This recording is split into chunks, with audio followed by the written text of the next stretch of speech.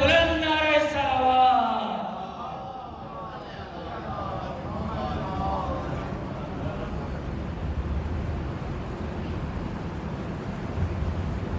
ایک مومنہ مصطفیٰ ظہیر صاحب کی اہلیہ بیمار، ان کی صحت یابی کے لیے ایک مرتبہ دعوت ضروری ہے.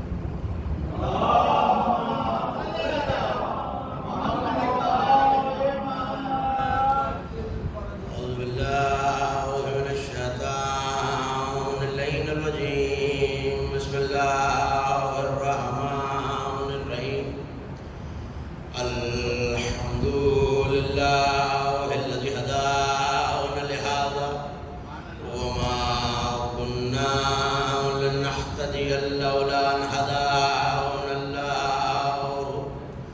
والصلاة والسلام على أشرف الأنبياء والمرسلين خاتم النبيين سيدنا وشفيع ذنوبنا وطبيب نفوسنا وحبيب قلوبنا مولانا بالقاسم محمد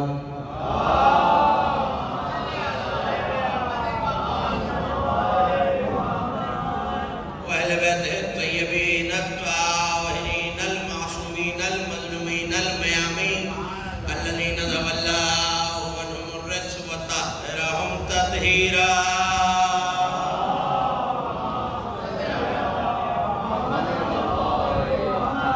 ولعنة الله على أعدائهم ومنكر بضائلهم ومناقبهم الأجمعين من يوم لذاوتهم وظلمهم إلى يوم الدين. أما بعد فقد قال الله سبحانه وتعالى في محكم كتابه المجيد وفرقانه الحميد وهو أصدق القائلين وقوله الحق. والشمس وضحاها والقمر إذا طلاها والنهار إذا جلاها والليل إذا يغشاها والسماء وما بناها. صلوات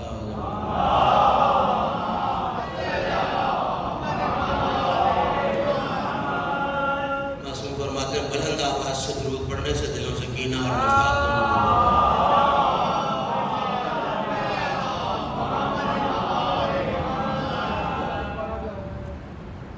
تھوڑا تھوڑا سا آپ ذرا زحمت فرمائیں، تھوڑا سا قریب آ جائیں تو روحانیت مجلس میں اضافہ ہو جائے گا. ایک صلوات اور آل محمد کی ذات میں.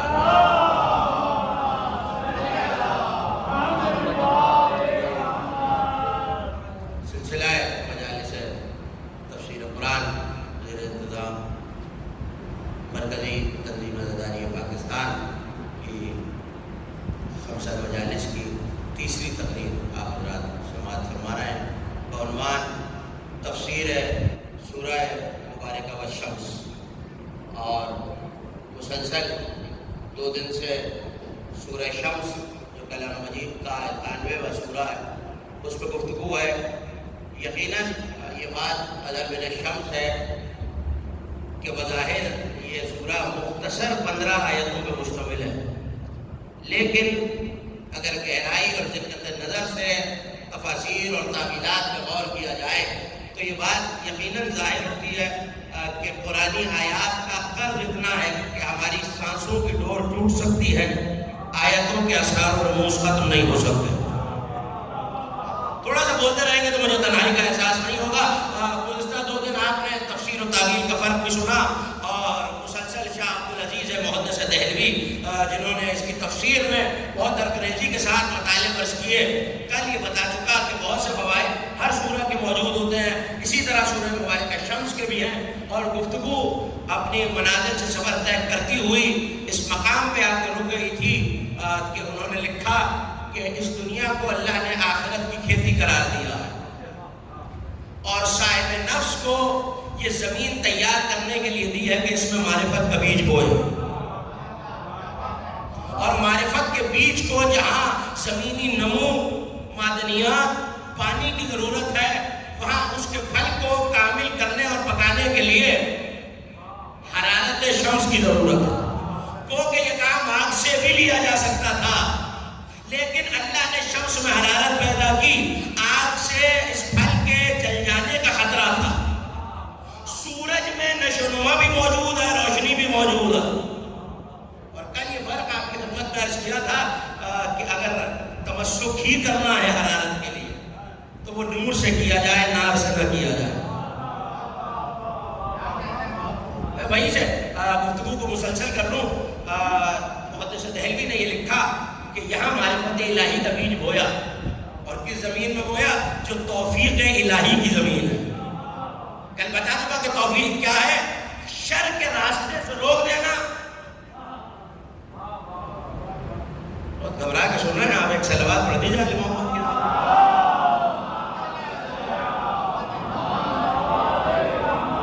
تھوڑی سی دقیق گفتگو ہے، اگر یہ مراحل گزر گئے تو یقیناً نتیجہ بہت ایمان افروز ہے۔ توجہ کیجیے گا، سورج اپنی حرارت کے ساتھ اس پھل کو جو معرفت الہی کا پھل ہے اور توفیق کی زمین میں بویا گیا ہے، جس کے لیے آسمان کی ضروری ہے کہ جس سے بارشیں آئیں، اور اس پانی سے اس بیج معرفت الہی، تخم معرفت الہی کو نمو ملے۔ رات میں وہ شبنم اور چاند آئے جو اسے سکون دے اور بڑھنے میں مدد کرے، اور دن میں اسے کاشت کیا جائے، اور آسمان سے نعمت آئے۔ تو انہوں نے لکھا یہاں آسمان سے مراد کیا ہے؟ اگر اجازت دے تو ایک آیت پڑھ دو، بہت تفسیر آپ ان کی زبانی سن چکے، لیکن قرآن یہ کہتا ہے کہ یفسر بعضہ بعض، یہ قرآن بعض کی تفسیر کرتا ہے، اس کا بعض حصہ بعض کی وضاحت کرتا ہے۔ تو اب توجہ کیجیے گا، قرآن کہہ رہا ہے سورہ مبارکہ زاریات 51واں سورہ، وَفِي الْأَرْضِ، توجہ، وَفِي الْأَرْضِ آیَاتٌ لِّلْمُوقِنِينَ، ہم نے 51واں سورہ، سورہ مبارکہ زاریات، ہم نے زمین میں آیتیں رکھی ہیں، نشانیاں رکھی ہیں، ہر ایک کے لیے نہیں، للموقنین، یقین رکھنے والوں کے لیے۔ ہم نے زمین میں نشانیاں رکھی، ہر ایک کے لیے نہیں رکھی، آیات للموقنین، یقین رکھنے والوں کے لیے، صرف زمین میں نہیں رکھی، وفی انفسہم، تمہارے نفسوں میں بھی رکھی۔ میں نے بہت آسانی سے کہا، آپ نے بہت آسانی سے سن لیا، ہم نے زمین میں آیتیں رکھی، کس کے لیے؟ ہر ایک کے لیے نہیں۔ جیسے قرآن ہر ایک کے لیے ہدایت نہیں ہے، ما هو الشفاء والرحمۃ للمؤمنین، یہ شفا ہے، رحمت ہے، مگر مومنین کے لیے، ظالم کے لیے خسارہ ہے۔ اسی طرح زمین میں آیتیں مگر یقین رکھنے والوں کے لیے، شک کرنے والوں کے لیے نہیں۔ آیات للمؤمنین، یقین رکھنے والوں کے لیے ہم نے زمین میں آیتیں رکھی ہیں، اور زمین تو رہنے دو تمہارے اپنے نفسوں میں۔ افلا تبصرون، غور نہیں کرتے؟ قرآن یہ دعوت نظر دے رہا ہے، باہر غور کرنے والوں اپنے اندر غور کیوں نہیں کرتے؟ ہم نے تمہارے نفسوں میں بھی آیتیں رکھی ہیں۔ اب اس آیت تک آ گئے جس کے لیے میں نے آپ کو زحمت دی۔ زمین میں آیتیں، زمین میں، اب بولے کہ تو بات بنے گی، زمین میں آیتیں، تمہارے نفسوں میں آیتیں ہیں۔ وَفِي السَّمَاءِ رِزْقُكُمْ وَمَا تُوعَدُونَ، اور آسمان میں تمہارا رزق رکھا ہوا ہے۔ یاد رکھیے گا، محدث دہلوی نے کیا کہا ہے؟ رزق، اس کے لیے بارش کا آسمان سے آنا ضروری۔ اللہ کہہ رہا ہے، میں نے تو آیت پڑھ دی، آپ نے آیت سن لی، لیکن ذرا توجہ کیجیے، اللہ کہہ رہا ہے زمین میں آیتیں ہیں، آسمان میں رزق ہے۔ بات حیران کن ہے، ہم بچپن سے یہ سنتے آ رہے ہیں رزق زمین سے آتا ہے، آیت آسمان سے آتی ہے۔ قرآن کہہ رہا ہے زمین میں آیت رکھی ہے، رزق آسمان میں رکھا۔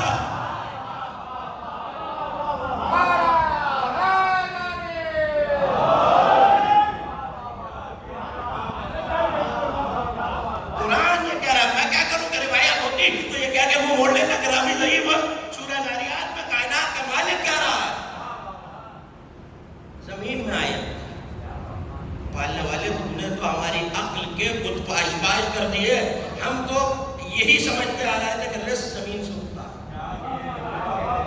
آیت آسمان سے۔ اللہ کہہ رہا ہے آیتیں زمین میں رکھی۔ میں لفظ بدل کے کہتا ہوں، شاید بات آپ تک پہنچ جائے۔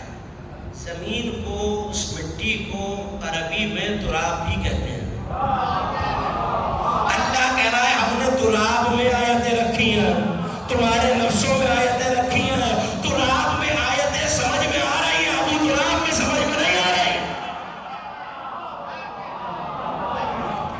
وفی انفسکم، اور تمہارے نفسوں میں بھی آیت ہے، صرف زمین میں آیت نہیں ہے، تمہارے نفسوں میں بھی آیت، یعنی میرا چلنا، میرا بولنا، میرا دیکھنا، میرا سننا، یہ سب قدرت الہی کی نشانی ہے۔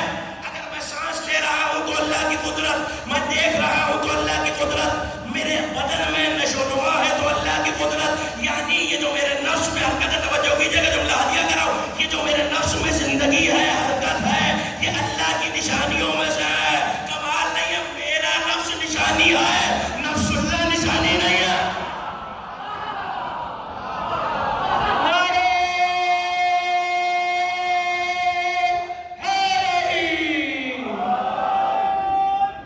نفس المعلول مولا کائنات پر بہتر سنوا۔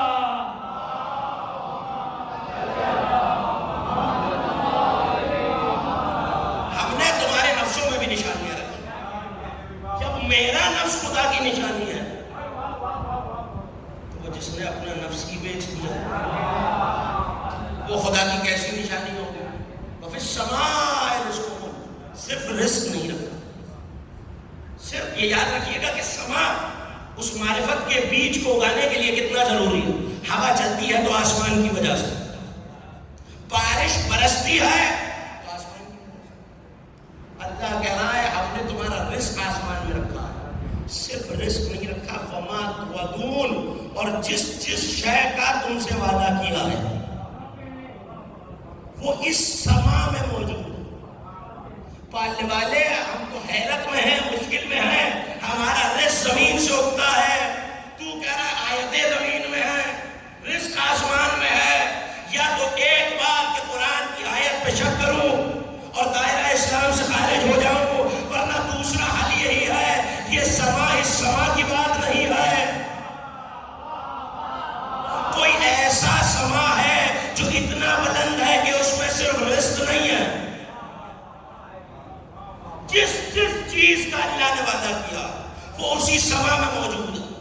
اجازت ہے ایک اور آیت پڑھو، وَالسَّمَاءِ ذَاتِ الْبُرُوجِ، قسم ہے آسمان کی جو برجوں والا ہے۔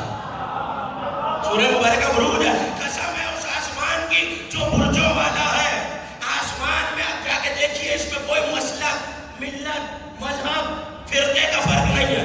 علماء طبیعت چاہے وہ عیسائی ہو، چاہے یہودی ہو، چاہے مسلم ہو، چاہے عالم اسلام کے ہو، چاہے عالم تشیعوں کے ہو، علماء کا تعلق علماء فلکیات کا جس مسلک سے تعلق ہو، ان سے جا کے پوچھئے یہ خدا نے کہا ہے آسمان جو 12 برجوں والا ہے، تو ان سے پوچھئے کہ آپ کے ہاں برجوں کی تعداد کیا ہے، ہمارے ہاں برجوں کی تعداد کیا ہے، کوئی اختلاف نہیں ملے گا، سب یہی کہیں گے آسمان کے برج ہر مذہب میں 12 ہی ہوتے ہیں۔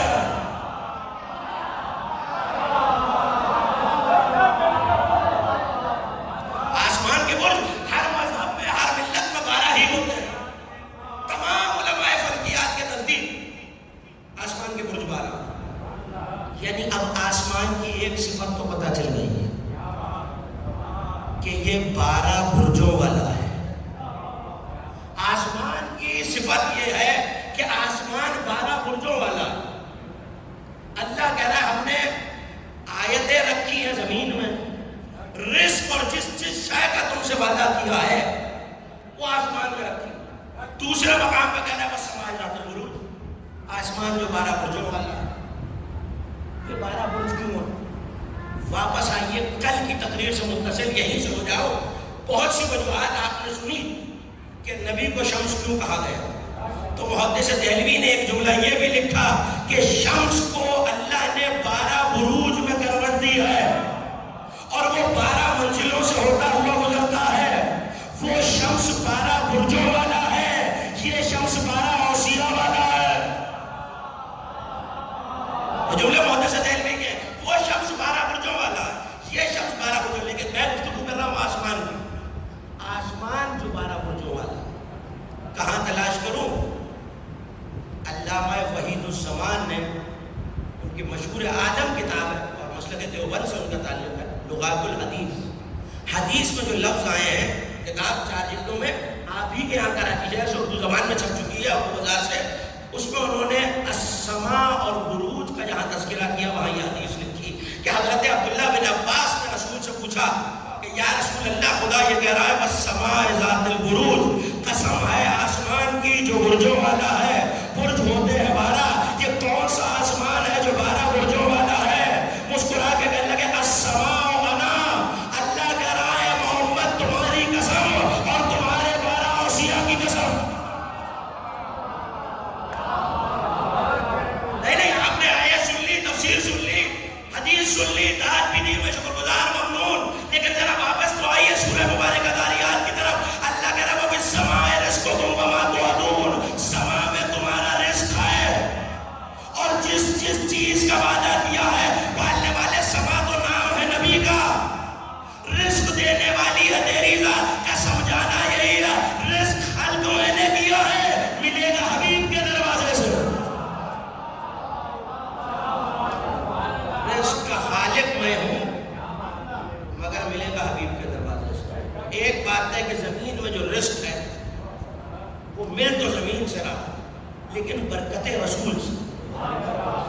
دوسری بات یہ جو زندگی آخرت کی کھیتی ہے، جب فصل بیجی جاتی ہے، بیج زمین میں اتارا جاتا ہے. مقدمہ جن کے ذہن میں ہے کل والا وہیں سے مسلسل ہو رہا ہوں. محدث دہلوی نے کہا کہ یہ زندگی کھیتی ہے آخرت، اس کے لیے کئی چیزیں چاہیے، زمین چاہیے جو کہ توفیق کی. جب فصل کا بیج بو دیا جاتا ہے تو اس کے لیے پانی درکار ہوتا ہے، اور پانی دریاؤں سے آتا ہے. دریاؤں میں اگر طغیانی نہ ہو اور حرکت نہ ہو اور اس میں لہریں نہ پیدا ہو، روانی نہ پیدا ہو، تو دریا ایک جگہ ساکن ہو جائے گا. ساکن ہو جائے گا تو پانی میں بو پیدا ہو. تھوڑی سی مشکل منزل ہے مگر مشکل کشا کے سطح میں آپ کے حوالے کر دوں گا.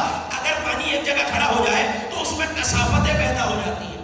یہ پانی کی حرکت پیدا کیوں ہوتی ہے؟ چاہے سمندروں میں ہو، چاہے دریاؤں میں ہو. جا کے علماء سے پوچھئے، یہ پانی کی حرکت رات ہونے کی وجہ سے ہوتی ہے، کیونکہ چاند کی ایک کشش ہے جو پانی کو بہنے پر مجبور کرتی ہے. اس کا مطلب ہے زمین سے جو رزق اگتا ہے وہ برکت شمس سے اگتا ہے. اس رزق کو جو پانی ملتا ہے وہ چاند کی برکت سے ملتا ہے. تو پھر مجھے کہنے کی اجازت دیجیے، کھا رسول کا صدقہ ہے، پیتے علی کا صدقہ ہے.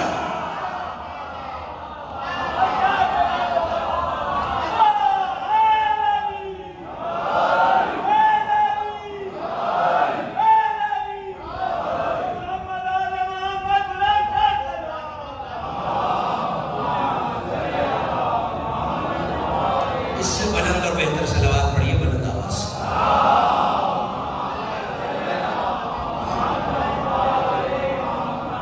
نہیں آج وہ فضا ہے صاحب جو اسے خطابت میں کہہ دیا، یہ تو محدث دہلوی نے لکھا ہے، تو اپنے مسلک سے بھی سن لیجیے. اجازت ہے روایت آپ کے حوالے کروں. صاحب سرور المومنین علامہ محمد علی کاظمینی نجفی 120 برس پہلے شہرستان اور کاشان سے یہ کتاب چھپی ہے. اس کا نسخہ وہی 120 برس پرانا میرے کتاب خانے میں موجود ہے، جو دیکھنا چاہے میں حاضر کرتا ہوں. انہوں نے یہ روایت لکھی. یہ یاد رکھیے گا، پانی صدقہ ہے جی. اگر چاند کے نور کی کشش نہ ہو، پانی میں کثافت پیدا ہو جائے. سورج کی برکت نہ ہو تو رزق نہ ملے. تو انہوں نے لکھا کہ ایک دن توجہ ہو جائے پوری کو جملہ کہو. حضرت جبرائیل نے اللہ سے اس خواہش کا اظہار کیا کہ پالنے والے میں دنیا کے پانی اور دریاؤں کا منبع دیکھنا چاہتا ہوں، یعنی سورس دیکھنا چاہتا ہوں. یہ دریا آ کہاں سے رہا ہے؟ تو اللہ نے درخورے اتنا ہی نہیں سمجھا، بے نیازانہ جواب دے دیا کہ سارے پانیوں کا منبع فرات ہے. میں نے شاید میں بات پہنچا ہی نہیں سکتا. سارے پانیوں کی اصل سارے دریاؤں کی دریائے فرات. اس کو دریاؤں کی اصل بھی کہتے ہیں. حضرت جبرائیل نے سر اٹھایا اور کہا پالنے والے پھر فرات کی اصل کیا ہے؟ اور ایسے سوال روح الامین نہیں کر سکتے. پالنے والے فرات کی اصل کیا ہے؟ کہا جبرائیل ہم تمہیں اس قابل نہیں سمجھتے. روح الامین سے کہہ رہا ہے ہم تمہیں اس قابل نہیں سمجھتے کہ یہ راز تم پر کھولے. کہ پالنے والے تجھے واسطہ ہے محمد اور ان کی آل کی عظمت کا. یہیں سے متصل ہو جائیے میرے ساتھ. پالنے والے تجھے واسطہ ہے محمد اور ان کی آل کی عظمت کا کہ مجھے فرات کی اصل دکھا.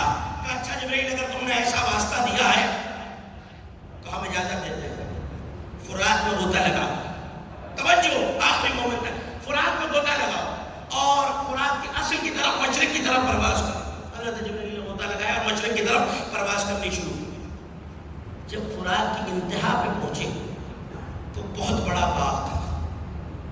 باغ کے دروازے پر ایک بہت عظیم فرشتہ کھڑا ہوا. جانے لگے. سلام تو ہے نا کہ وہ سید الملائکہ. اس فرشتے نے روک دیا. کہا ہم اجازت نہیں دیتے. پہلے خدا سے اجازت تو پالنے والے تجھے محمد و آل محمد کی آل کا واسطہ, ان کی عظمت کا واسطہ, ان کے مقام کا واسطہ, مجھے اجازت دے کے میں باغ میں داخل ہوں. اجازت ملی. حضرت جبرائیل داخل ہو. دیکھا کچھ سیڑھیاں ہیں جو سفید موتیوں کی بنی ہوئی ہیں. توجہ سفید. مجھے آپ کی آواز نہیں آ رہی. میں اچھا کہتا ہوں ذکر علی میں بھولنے سے ہوتا کچھ نہیں, انسان کا قبیلہ پہچانا جاتا ہے.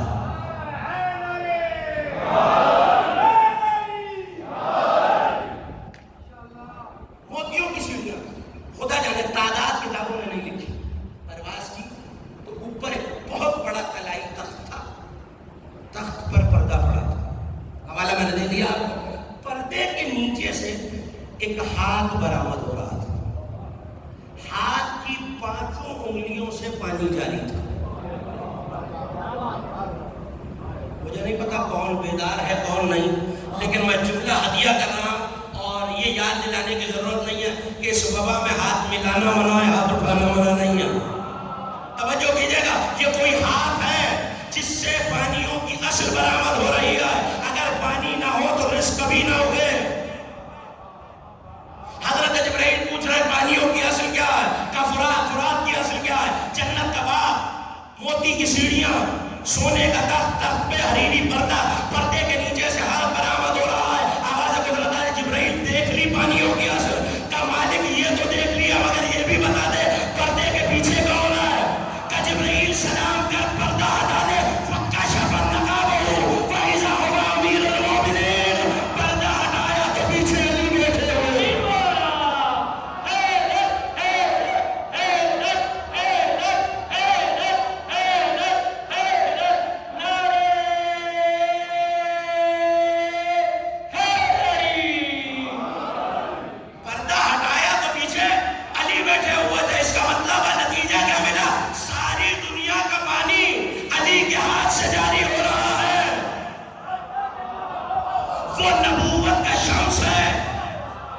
جس کے صدقے میں رزق ہو رہا ہے.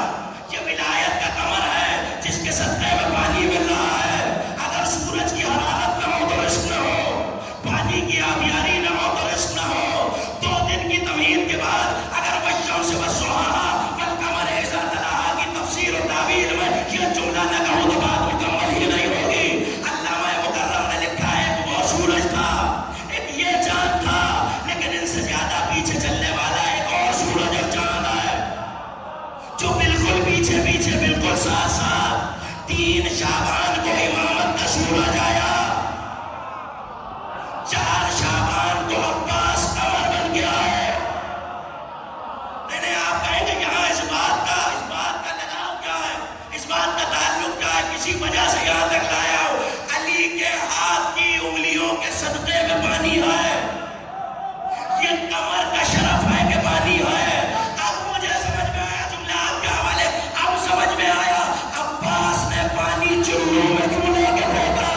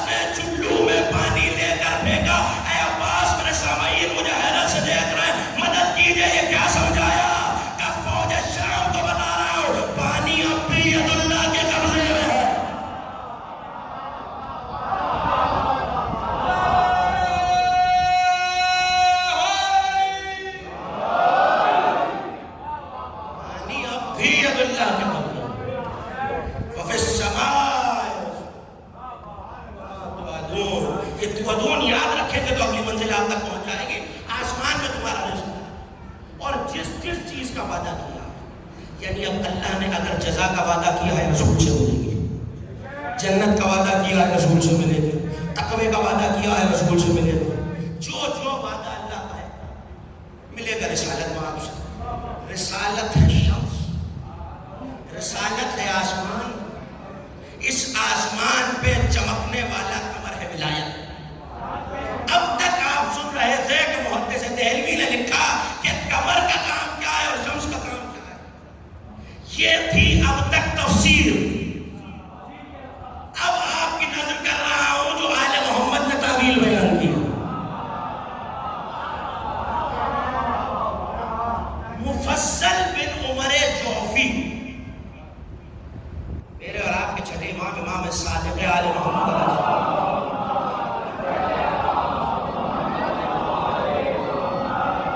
مفصل بن عمر جوفی 3 دن تک امام کے پاس آتے رہے اور کائنات کی حکمتوں پہ سوال کرتے رہے۔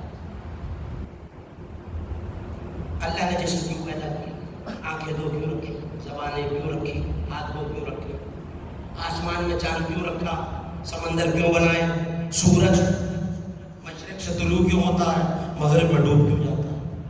توجہ کیجیے،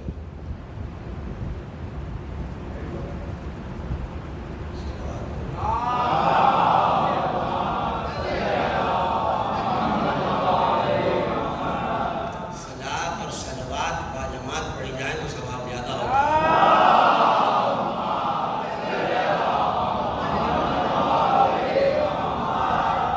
وفی السماء رزقکم وما توعدون۔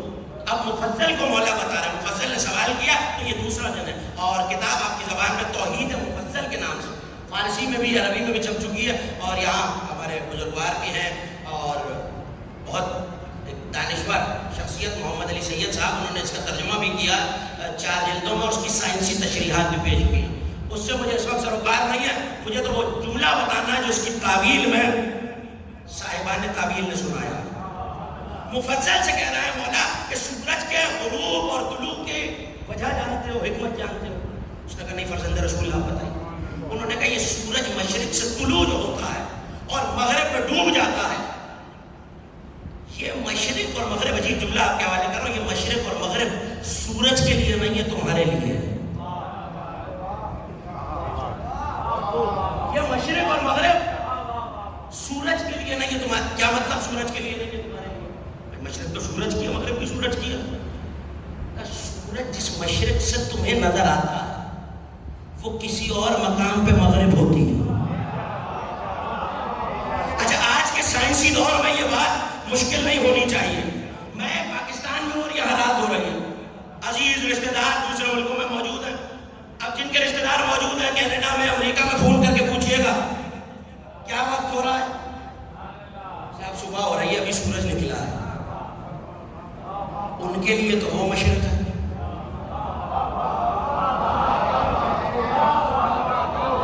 شاید میں نے مشکل بات کر دی ہے، ان کے لیے وہ مشرق ہے، میرے لیے یہاں سے ڈوبا ہے مغرب ہے، یہی مشرق ان کی مغرب ہے۔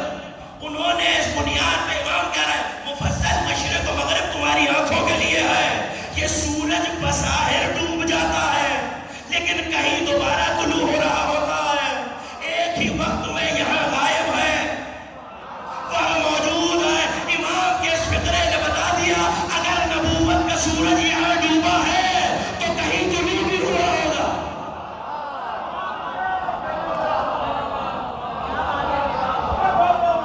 نور محمد مصطفیٰ صلی اللہ علیہ وسلم پر بلند تر صلوات۔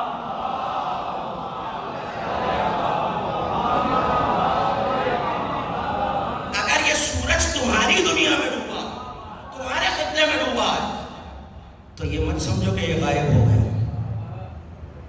یہاں علامہ بالپائگانی نے عجیب جملہ لکھا، انہوں نے لکھا کہ یہ سورج ولایت کی مغرب میں ڈوبا ہے، اور اسی مغرب سے، کیونکہ ایک ہی مغرب ایک ہی وقت میں مغرب بھی ہوتی ہے مشرق بھی ہوتی ہے، یہی مغرب چاند کی مشرق ہے۔ تھوڑی سی تقریب آگے اور توجہ کیجئے گا، بہت اہم نقطہ آپ کے حوالے کر رہا ہوں۔ جس مغرب ولایت میں یہ نبوت کا سورج ڈوبا ہے وہیں سے ولایت کا چاند نکلا ہے۔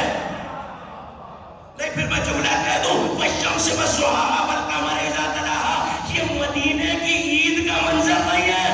غدیر کے منگن تو مولا کا منظر،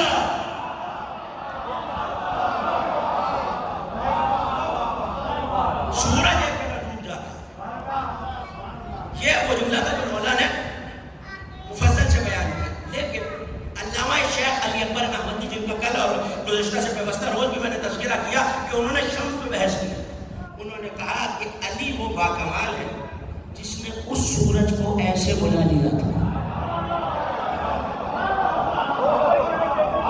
تو اگر اللہ نے اسے شمس کہا ہے تو وہ سورج تو اپنی مغرب سے پلٹا ہے. اس سورج کو بھی پلٹنا چاہیے ورنہ تشبیہ پوری نہیں ہوگی. اگر یہ سورج مغرب سے واپس نہ پلٹے تو انہوں نے کہا اس کی دو تعویلات ہیں. ایک عرض کروں یہ دونوں آپ کی خدمت میں پیش کروں. انہوں نے کہا پہلی تعویل علی نے اس سورج کو اپنی ظاہری حیات میں پلٹایا اور نبوت کے سورج کو بھی علی نے ہی پلٹایا. آپ مجھے حیرت سے دیکھ رہے ہیں کہ علی نے نبوت تو سورج اور سورج نبی کی ذات تو نبی کو کہاں پلٹایا. نبی کی تو وفات ہوئی اس دنیا سے گئے قبر میں دفنا دیے گئے. علی نے کہاں پلٹایا؟ اس موقع پر پلٹایا. جملہ کہہ رہا ہوں جو 2 دن سے مسلسل سن رہا ہے ان کی سماعتوں کا امتحان بھی اور ہدیہ کر رہا ہوں. جملہ وہ موقع تھا جب سورج ڈوبا. حق چاند کا تھا کہ خلیفہ بن جائے مگر ستارے اس کی جگہ آ گئے. اس سے زیادہ احتیاط سے نہیں گزر سکتا. مگر جب ستارے اس کی جگہ آ گئے تو یہ وہ موقع. علی گئے اور آگے کہا کہ یہ حق میرا ہے. کیا تم نبی کا اعلان بھول گئے؟ من کنت مولا ہو علی المولا. جس کا میں مولا اس کا یہ علی مولا. کیا تم بھول گئے کہ نبی نے مجھے یہ کہا تھا کہ یا علی تمہاری منزلت مجھ سے وہی ہے جو ہارون کی موسیٰ سے. موسیٰ نے ہارون کو اپنا خلیفہ اور جانشین بنایا تھا. یہ میرا حق ہے جو تم نے غصب کیا. کہنے لگے ہمیں تو نہیں یاد, ہمیں تو نہیں یاد. ہوتا ہے مجموعی حافظہ کمزور, ہمیں تو نہیں یاد. کہ نبی نے کہا کہ اچھا اگر نبی کہہ دیں, پتہ نہیں کیا سن رہا ہے. بہرانی نے لکھا دی کہ اگر نبی کہہ دے پھر تو مان لو گے. جلال کے عالم میں ید اللہ نے ہاتھ بڑھایا, گریبان سے پکڑ کے کھینچتے ہوئے لے کے چلے مسجد قباء میں آئے. آواز دے کے کہا السلام علیکہ یا رسول اللہ, اے کائنات کے نبی آپ کا سلام. یہ آپ کی امت آپ کے وارث سے آپ کا حق چھین نہیں ہے, بس یہ کہنا تھا. تزلزل مسجد قباء, قباء کی مسجد میں زلزلہ آیا, قبر پھٹی, رسول بلند ہوئے. من کنت مولا کا اعلان بھول گئے.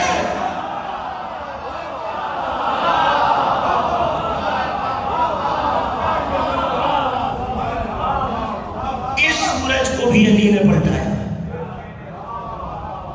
دوسری تعبیر جو میں نے عرض کی, علامہ شیخ علی اکبر نحوندی نے لکھا کہ قیامت کی پہلی نشانیوں میں اور بڑی نشانیوں میں یہ نشانی ہے کہ سورج تطلع الشمس من المغرب, سورج مغرب سے نکلے گا. تو جب وہ سورج قیامت سے پہلے پلٹے گا تو ضروری ہے کہ قیامت آنے سے پہلے نبوت کا سورج بھی پلٹے گا. وہ انہوں نے یہ جملہ لکھا ہے, اگر نہ لکھا ہوتا تو میں نہ کہتا. انہوں نے لکھا کہ مجھے پتا ہے میرا یہ جملہ پڑھ کے لوگوں کے ذہن میں حیرت آ جائے گی کہ قیامت سے پہلے نبی واپس کیسے آئیں گے. تو انہوں نے لکھا گھبرانے کی ضرورت نہیں ہے, یہ تو شیعوں کا بنیادی عقیدہ ہے کہ قیامت سے پہلے رجب ہوگی. سورج کا پلٹنا رجب کی علامت ہے.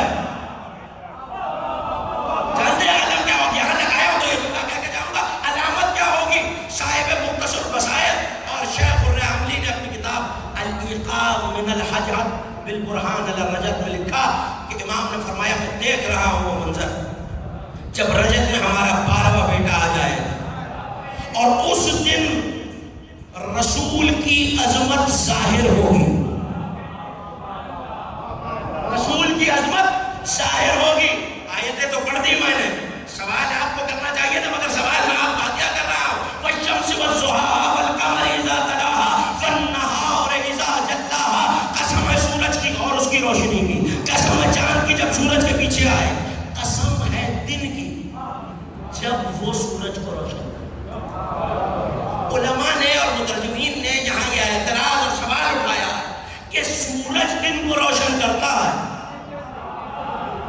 بڑی لوجیکل سامنے کی بات ہے کہ سورج کی وجہ سے دن روشن ہوتا ہے، یہ دن سورج کو کیسے روشن کرے؟ سورج نہ ہو تو دن ہی نہ ہو، یہ کون سا دن ہے جو اس سورج کو روشن کرے؟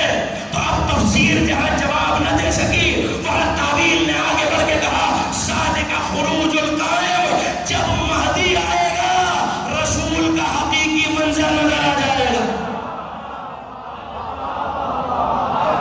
سنیے روایت سنیے، علامہ شیخ الرحمانی لکھ رہا ہے جو گئے ہیں مشہد، امام رؤوف امام علی ابن موسیٰ رضا علیہ السلام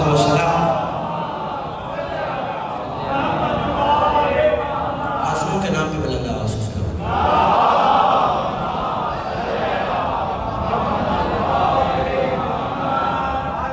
گئے ہیں وہ تائید کر سکتے ہیں، اور جو نہیں گئے پروردگار ذکر کے تو پہلے ہم سب کو اطباط عالیات سے زیارت مشہد سے منور فرمائے۔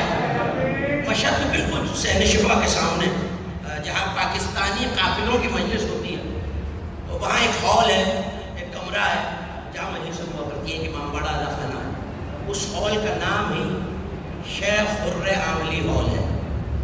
وہاں شیخ خر عاملی کی قبر موجود، یہ وہ عالم ہے جس کی کتاب وسائل الشیعہ دیکھے بغیر کوئی فقیہ فتویٰ نہیں دے سکتا۔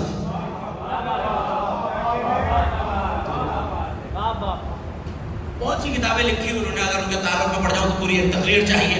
جواہر السنیہ فی احادیث القدسیہ، جتنی احادیث قدسیہ ذخیرہ اہل بیت میں موجود تھی، سارے ہم عقیدہ لوگوں کو لے کے آئے گا جن کا عقیدہ یہ ہے کہ وہ نسبت نہیں دیکھتے، ظاہر دیکھتے ہیں، لکڑی کا باعث دیکھتے ہیں، عباس کی نسبت نہیں دیکھتے، لکڑی کا تابوت دیکھتے ہیں، حسین کی نسبت نہیں دیکھتے، انہیں جھولا نظر آتا ہے، علی اصغر کی نسبت نہیں نظر آتی۔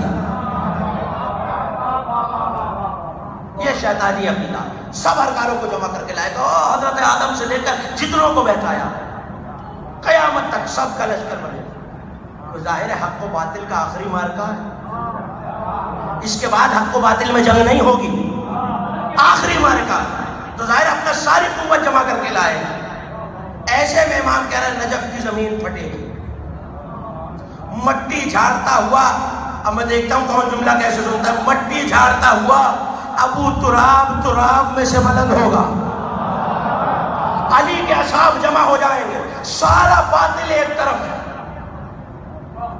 سارا حق ایک طرف،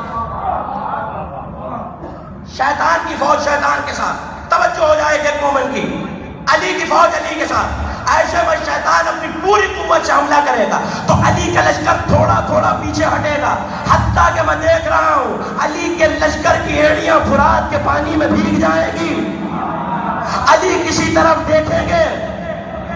اب یہ بتانے کی ضرورت نہیں کہ حضرت تو آ چکے، ظہور ہو چکا، تو مہدی علی کے ساتھ لڑ رہے ہیں، وشم سے یاد رکھیے گا، مہدی علی کے ساتھ لڑ رہا ہے، علی کے لشکر میں مہدی کا لشکر ملا ہوا ہے، آگے آگے مہدی حملہ کر رہا ہے، پیچھے پیچھے علی نصرت کر رہا ہے۔ ایسے میں جب یہ لشکر پیچھے، حوالہ میں نے دے دیا آپ کو، جب لشکر پیچھے ہٹے گا مدینے میں زلزلہ آئے گا، قبر پھٹے گی، آسمان سے فرشتے اتریں گے، کائنات کا نبی آواز دے کے کہے گا اے میرے بیٹے مہدی، میرے بھائی علی، گھبرانا نہیں، میں نے زندگی میں جنگ نہیں کی، اب محمد تلوار لے کے آیا۔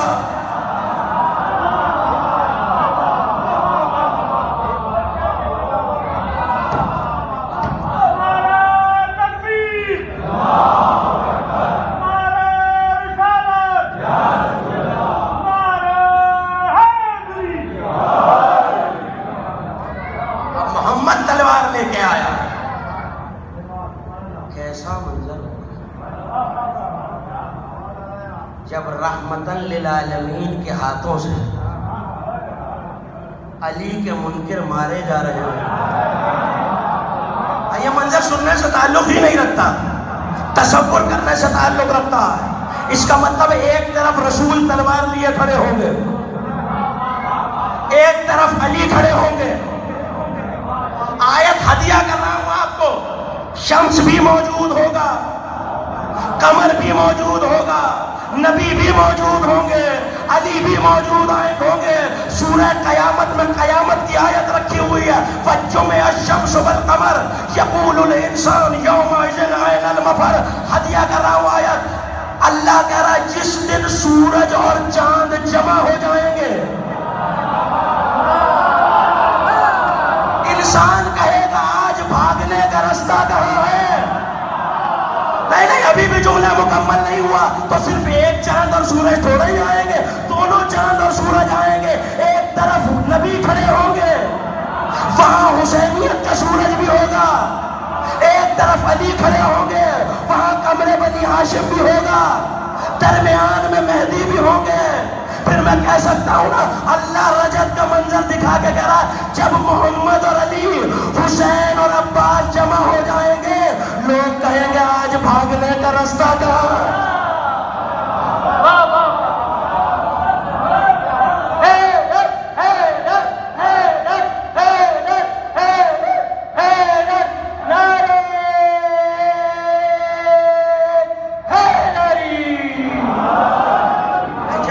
سارے ہاتھ بلند نہیں ہوں گے، گفتگو آگے نہیں بڑھے.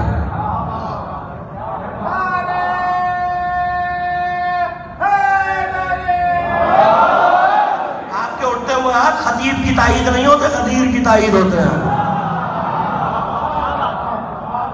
اس دن جب سورج اور چاند جمع ہو جائیں گے، علی اور مصطفیٰ جمع ہو جائیں گے، عباس اور حسین جمع ہو جائیں گے، زمانہ کہے گا آج بھاگنے کا رستہ کہاں ہے. یہ رجب کا منظر. تیسری وجہ، اور شمس و قمر کا موضوع کامل ہو گیا. علامہ نہوندی نے لکھا کہ اللہ نے یہ کہا کہ یہ سورج ہے تو اس لیے کہ سورج کے نکلنے سے تمام باطل چھپ جاتے ہیں. سورج نکلتا ہے تو حشرات الارض جو رات میں لوگوں کو ڈس کے نقصان پہنچا دیتے ہیں، سورج کی روشنی آتے ہی اپنے بلوں میں چلے جاتے ہیں. اور اللہ نے اپنے حبیب کو بھی یہی کہا ہے، ہم نے آپ کو دین حق دے کے بھیجا لِيُظْهِرَهُ عَلَى الدِّينِ كُلِّهِ، تاکہ یہ دین ہر دین پر غالب آ جائے. آئے گا کب؟ جب اسی سورج کا وارث آئے.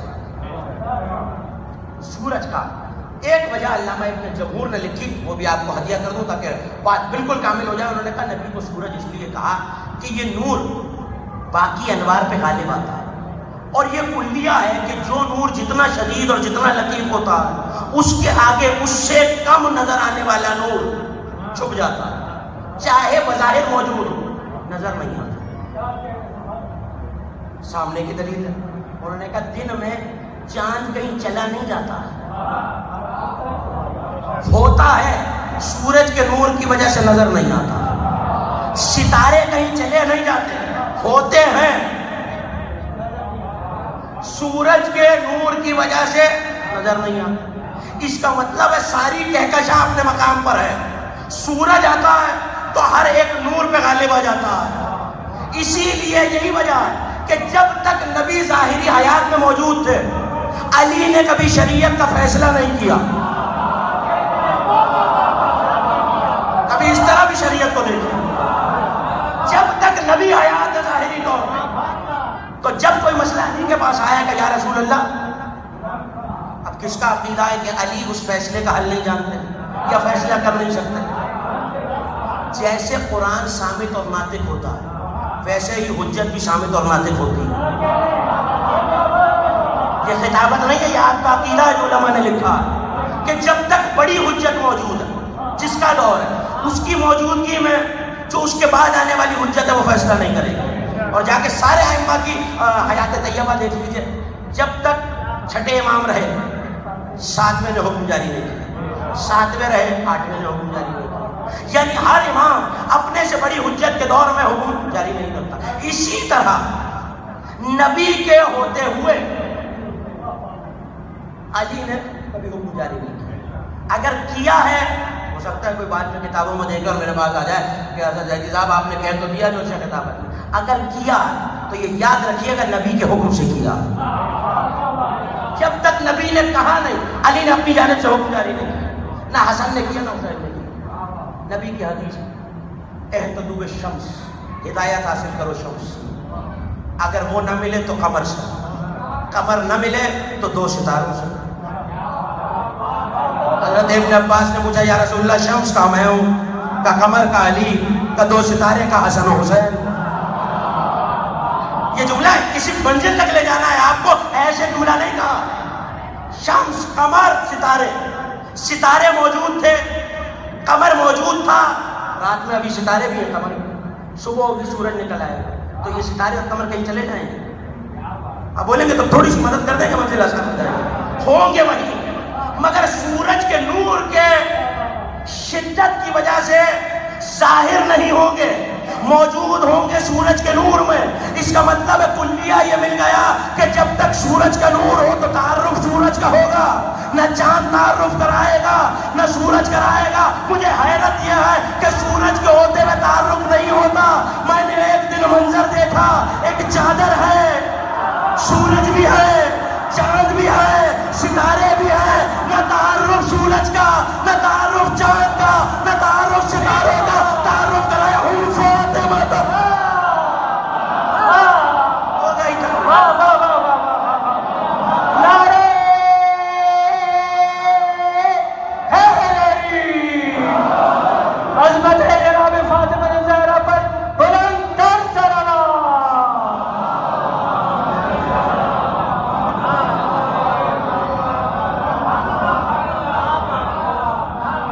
جس سورج کی ماہیت میں نہ چاند نظر آتا ہے نہ ستارے نظر آتے ہیں، چادر کے نیچے کہکشاں وہی سجی ہوئی ہے، سورج بھی ہے، چاند بھی ہے، دونوں ستارے بھی ہیں، مگر کسی کے آنے کے بعد سورج نے نہیں ڈھانپا۔ جملہ کہہ رہا مجھے نہیں پتا آپ کیسے سنیں گے۔ چادر میں سورج آیا تو اب اسے سورج نہیں کہا، کأنہ البدر فی لیلۃ تمامہ و کمالہ۔ سیدہ کی چادر میں نبی آئے تو بی بی نے کہا 14ویں کی چاند کی طرح چہرہ چمکا، یہ سورج چاند کیسے ہو گیا؟ فاطمہ نے بتایا حقیقت ایک ہے، سورج بھی یہی ہے، چاند بھی یہی ہے۔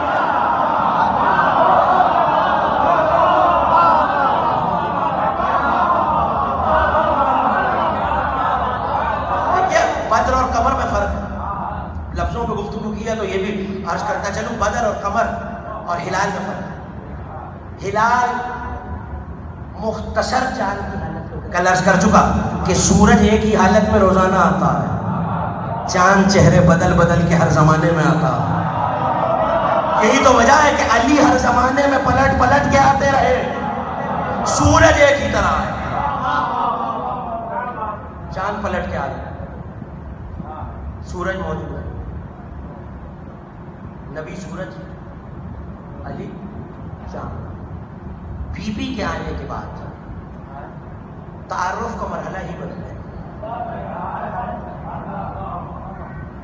سورج موجود، چاند موجود، ستارے موجود۔ یہ چاند کیسے بن گیا؟ بدر، ہلال ہے آغاز کا چاند، بدر ہوتا ہے ماہ شب دو ہفتہ 14ویں کا چاند، اور چاند کسی بھی حالت میں ہو اسے قمر کہا جا سکتا ہے، یعنی چاند کا عمومی نام قمر، حالت بدلے گی تو ہلال ہو جائے، 14ویں پہ جا کے کامل ہوگا تو بدر ہو جائے۔ بی بی نے یہ نہیں کہا قمر کی طرح، کأنہ البدر، جیسے 14ویں کا چاند ہوتا ہے، بتایا کہ شمس و قمر کی حقیقت ایک ہے۔ چادر میں آیا تو نبوت کا سورج چاند کی طرح چمکنے لگا، تعارف ایک ہو گیا۔ دیکھیے میں اکثر یہاں یہ مثال دیا کرتا ہوں، یہ شمس الحسن صاحب نے شکر میں کیا جٹ لائن میں نے یہ عرض کیا تھا کہ بی بی کی چادر میں آ گیا اور تعارف بدل گیا، جس سورج کے آگے کسی کی روشنی نہیں ٹھہرتی، اس سورج کو ڈھانپ لیا۔ ایتینی بالکساء الیمانی فغطینی بہی، اپنی یمانی چادر لاؤ اور مجھے ڈھانپ لو، ڈھانپ لو۔ اب ترجمہ پیش کر دوں، والشمس والضحاها والقمر اذا تلاها والنهار اذا جلاها واللیل اذا یغشاها۔ قسم ہے سورج کی اور اس کی روشنی کی، قسم ہے چاند کی جب پیچھے آئے، قسم ہے مہدی کی جب وہ روشن کرے، قسم ہے لیل کی جب وہ اس سورج کو ڈھانپ دے۔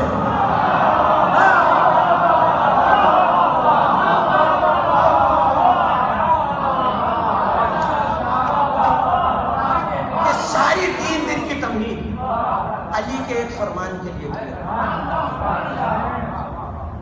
وقت کمال کے قریب آ گئے. اگر اجازت دیں تو میں 2-4 جملے آپ کے حوالے کر دوں، اور اس یقین کے ساتھ اور اس ذمہ داری کے ساتھ کہ اکثر سماعتوں سے یہ واقعہ پہلے نہیں ٹکرایا. میں قیامت تک بتاتا رہا ہوں نبی سورج کیوں ہے، کیسے ہیں، نور کیسا ہے، نہیں بتا سکتا. مفسرین بتاتے رہے، محدثین بتاتے رہے، عبدالعزیز محدث دہلوی بتاتے رہے. ہمیں کیا خبر ہے؟ سورج کی حقیقت بتائے تو چاند بتائے. دل چاہ رہا ہوں کہ اسی چاند سے پوچھیں یہ سورج کیا ہے. اگر ایک صلوات اتنی بلند پڑے کہ مجھے پتا چلے آپ میرے ساتھ.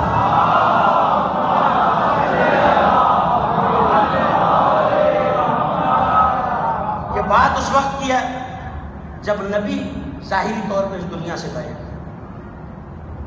حوالہ یاد رکھیے، علامہ سپر کاشانی نے ناسخ التواریخ میں اور علامہ جواد عباس کربلائی نے 5 جلدوں میں زیارت جامعہ کی ایک شرح لکھی، انوار الساطعہ فی شرح زیارت جامعہ 5 جلد. اس میں دونوں نے یہ واقعہ لکھا. رسول کی قبر ہموار کی گئی، جسد رسالت کو علی نے قبر میں اتارا، قبر بند کر.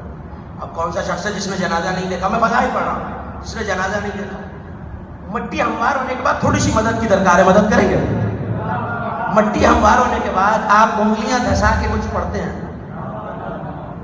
کیا؟ مجھے آپ کی آواز نہیں آ رہی. انا انزلنا سورہ قدر پڑھتے ہیں. علی نے انا انزلنا نہیں پڑھی. آسمان کی طرف سر اٹھایا. جو حوالہ دیکھنا چاہے میں حاضر خدمت ہوں، میں کسی دوسرے بر اعظم سے نہیں آیا. جو دیکھنا چاہے میں اسی محلے میں رہتا ہوں، میں دکھا سکتا ہوں. دونوں حوالے میں نے دے دیے، توجہ کیجیے. انگلیاں علی نے دھسائی ہیں قبر، اور اس کے بعد سر اٹھایا اور کہا اللہم ان ھذا اول العدد و صاحب الابد. پالنے والے، یہ جسے میں نے دامن زمین میں اتارا ہے یہ کون ہے؟ یاد رکھیے، قمر بتا رہا ہے کہ سورج کیا ہے. ان ھذا اول العدد و صاحب الابد. مالک، یہ جو زمین میں اترا ہے تیرا حبیب، یہ عدد میں اول ہے، ابد کا مالک ہے. بات مشکل ہے، میں جانتا ہوں کہ شاید حد ایک تک نہ پہنچے، لیکن جن کے لیے وہ چہرے ابھی مجھے بتا دیں گے کہ میرے جملے پہنچ رہے ہیں. ان ھذا اول العدد و صاحب الابد، یہ عدد میں اول ہے. علی اردو میں نہیں بول رہے، عربی میں بول رہے ہیں. عربی میں ایک کو کہتے ہیں واحد. علی بتا رہے ہیں یہ اپنی ذات میں واحد تھا. یہ اپنی ذات میں واحد تھا. تو احد ہے، تیرا بندہ واحد. صاحب الابد تشریح کرنے لگ جاؤں تو پوری ایک تقریر چاہیے اس پر، لیکن میں بہت تیزی سے یہ جملے آپ کے حوالے کر کے گزر جاؤں گا. اللہم ان ھذا اول العدد و صاحب الابد. وقلبہ خزانۃ الذی حی الذی لا یموت. اور یہ جسے میں نے دفنایا ہے، اس کا دل ایسے حی کا خزانہ ہے جسے کبھی موت نہیں آئے گی. عجیب جملے علی نے کہے. خزانۃ الذی حی الذی لا یموت، یہ حی قیوم کا خزانہ ہے اس کا دل. دیکھیے خزانے میں آپ کیا رکھتے ہیں؟ سونا، چاندی، ہیرے، جواہرات. جو آپ کی سب سے قیمتی شے ہے وہ خزانہ ہے. علی کہہ رہے ہیں نبی کا دل اللہ کا خزانہ ہے. خزانے میں رکھی جاتی ہے قیمتی چیز، تو اگر تلاش کیا جائے نبی کے دل میں کیا ہے تو پتہ چل جائے گا اللہ کے خزانے میں سب سے قیمتی چیز کیا ہے. روایت آپ کے حوالے کر رہا ہوں. نبی معراج پہ گئے، پردے سے آواز آئی. نبی نے کہا پالنے والے تو بول رہا ہے یا علی بول رہے ہیں؟ کہ میرے حبیب میں بول رہا ہوں مگر علی کے لہجے میں بول رہا ہوں. کہ مالک وجہ کیا ہے؟ کہ ہم نے تیرے دل میں دیکھا سوائے علی کے کچھ نہ پایا.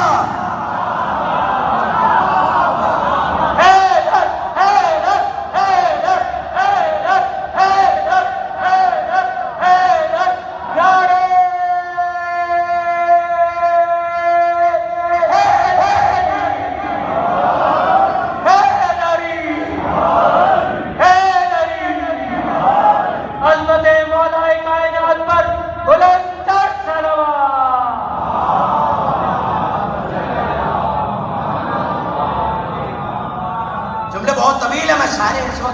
عرض کر سکتا ہوں نہ عبارت. ایک جملہ سن لیجئے, اگر کل بتصدق کو عطائی کرنے پائے اگر تو موقع ہوا تو باقی جملے آپ کے حوالے کر دوں گا. یہ وہ علی کا آخری خطاب ہے جو شان رسالت میں کیا, حیات رسالت کا آخری خطاب. قبر میں انگلیاں دسا کے کہہ رہے ہیں اللہم ان ھذا اول العدد وصاحب الابد, یہ عدد میں اول, ابد کا مالک, اس کا دل تیرا خزانہ, پالنے والے هو نسخۃ الاحدیت فی اللاہوت. یہ لاہوت میں تھوڑی سی دقت فرمائیے گا, یہ لاہوت میں تیری احدیت کا نسخہ ہے. نسخہ سمجھا دوں بات کامل. میں نے کتاب لکھی اور ابھی قلم سے لکھی ہوئی تھی, چھپی نہیں تھی. آج کے دور میں کمپوزنگ بھی ہوتی ہے, ٹائپنگ بھی ہوتی ہے, لیکن پرانے دور میں قلم سے کتابیں لکھی جاتی. میں نے کتاب لکھی تو شمس الحسن صاحب نے دیکھی, مجھ سے دیکھ کے کہنے لگے بہت اچھا موضوع ہے, کب چھپے گا؟ میں نے کبھی چھپنے میں وقت. کہنے لگے میری دلچسپی ہے اس موضوع میں, اجازت ہے میں نقل کر لوں. یہ جو میں نے لکھا تھا یہ اصل تھا, انہوں نے منوان نقل کیا کتاب سے دیکھ کے. اب جو کاپی ان کے پاس ہے اسے نسخہ کہتے ہیں. علی کہہ رہے ہیں پالنے والے لاہوت میں, مقام لاہوت میں, جبروت اور ملکوت سے آگے یہ جو ہے جو قبر میں سو رہا ہے یہ تیری احدیت کا نسخہ ہے. چہرے بتا رہے ہیں میرے جملے پہنچ رہا ہے, یہ تیری احدیت کا نسخہ ہے. یعنی جیسا جیسا تو ہے, تو نے اپنے نور, اپنے کمال, اپنی صفات کو مظہر بنا کے اس میں اتار دیا. یہی وجہ ہے جب شب معراج ہر آسمان سے گزرتے تھے تو فرشتے سجدہ کر کے کہتے تھے ما اشبہ ھذا النور بنور ربنا, ارے یہ نور ہمارے پروردگار کے نور سے کتنا ملتا ہے.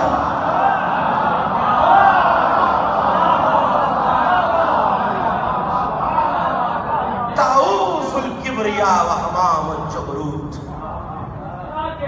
یہ تیری کبریائی کا طاؤس. ترجمہ مکمل کر لوں اگر جانا. تیری کبریائی کا طاؤس. طاؤس عربی میں مور کو کہتے ہیں.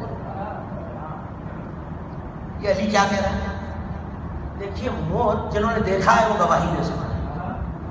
جب اپنے جمال کی نمائش کرتا ہے, تجلی دکھاتا ہے, وہ جو اس کے پر ہے جس میں